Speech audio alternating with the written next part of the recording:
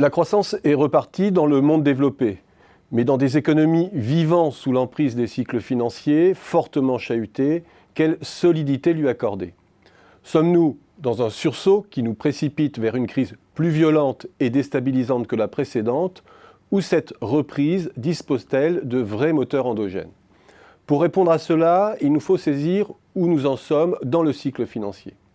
Petite mise en perspective d'abord, en prenant appui sur l'économie américaine pour laquelle on dispose de séries longues et robustes sur le plan financier. Pourquoi parler d'emprise du cycle financier sur l'activité réelle? C'est d'abord le constat d'une croissance des actifs et passifs financiers sans rapport avec celle de la production.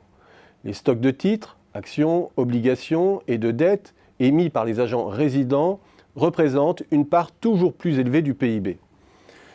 Deuxième constat, cette montée de la finance est décorrélée en première analyse de l'accumulation du capital productif.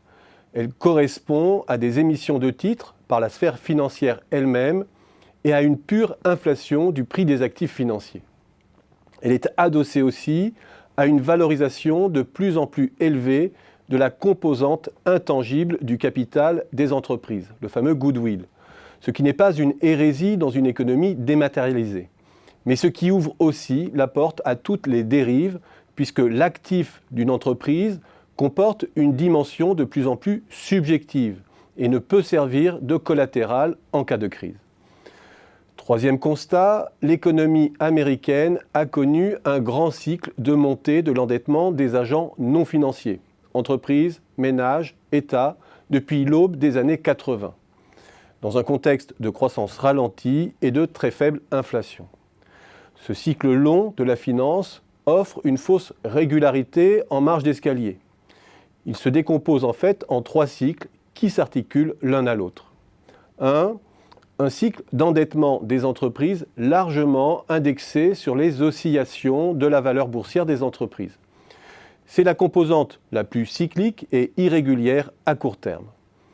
2. Un cycle d'endettement des ménages qui dérive sur longue période et atténue les effets d'accordéon du cycle financier des entreprises jusqu'en 2007. Et c'est la violente inversion de ce cycle long à partir de 2007, ajoutée au désendettement des entreprises qui déstabilise gravement la croissance américaine. 3. Un cycle d'endettement public qui joue de manière contracyclique par rapport au cycle privé. On le voit très clairement sur le graphique où l'administration américaine se désendette au cours des années 90 et modère son endettement jusqu'à la crise, puis prend le relais de la sphère privée ensuite, évitant le grand trou d'air de la demande. Si la croissance américaine s'est maintenue avec une certaine régularité au voisinage de 2% après 2010, c'est précisément que l'État américain a joué plein feu son rôle contracyclique.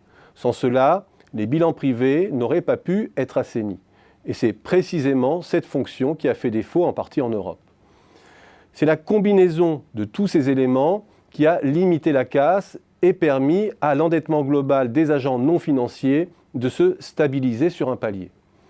Et l'on saisit par la même occasion qu'il faudrait que cela ne soit qu'une pause et que la fuite en avant dans le crédit des agents privés non financiers reprenne pour que l'économie américaine s'écarte durablement des 2% de croissance. Or, il est difficile d'imaginer une embardée du crédit aux ménages de l'ampleur de celle des 2 dernières décennies. 2, il est tout aussi difficile de prolonger celui des entreprises qui paraît déjà à un sommet. Reste l'État, mais sur ce point, le Congrès veille au grain. Et surtout, le régime de faible inflation et de relativement faible croissance rend de plus en plus douloureux les épisodes de désendettement et aigu l'aversion à la dette.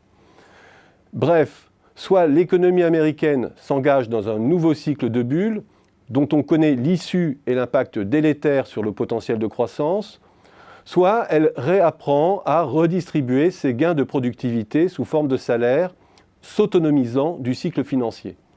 Or, avec Trump, elle n'en prend pas le chemin.